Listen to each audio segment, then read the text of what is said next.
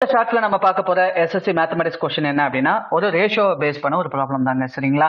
இதுல என்ன சொல்றாங்கன்னா இந்த ரேஷியோல தேர்ட் ப்ரிப்போர்ஷனுக்கும் இந்த ரேஷியோல ஃபோர்த் ப்ரிப்போர்ஷனுக்கும் உள்ள விகிதம் என்ன அப்படின்னு சொல்லி கேட்டிருக்காங்க. சரியா?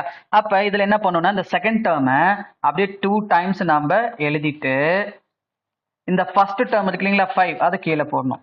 ஈஸ் டு இதுல இந்த செகண்ட் டேர்மையும் தேர்ட் டேர்மையும் அப்படியே இன்ட்டு பண்ணிட்டு இந்த ஃபர்ஸ்ட் டேர்ம் என்ன பண்ணணும் அப்படின்னா கீழே போடணும். சரிங்களா? இப்போ அப்படியே கேன்சல் பண்ணீங்கன்னா ஆன்சருங்க. இதையும் அப்படியே கேன்சல் பண்ணுங்க. சரிங்களா? இதையும் 4ஆல கேன்சல் பண்ணீங்கன்னா 2 முறை, இது வந்து பாத்தீங்கன்னா 3 முறை. சரிங்களா? அடுத்தது என்ன பண்ணலாம்னா இதையும் 3ஆம் வாய்ப்பாடுல அடிச்சிங்க அப்படின்னா இது 4 முறை, இது 3 முறை. சரிங்களா? இந்த 3க்கு இந்த 3 கேன்சல், இந்த 4 2 அடிச்சிங்கன்னா 2:1. இதுதான் இந்த கொஸ்டினுக்கான ஆன்சர். சரிங்களா?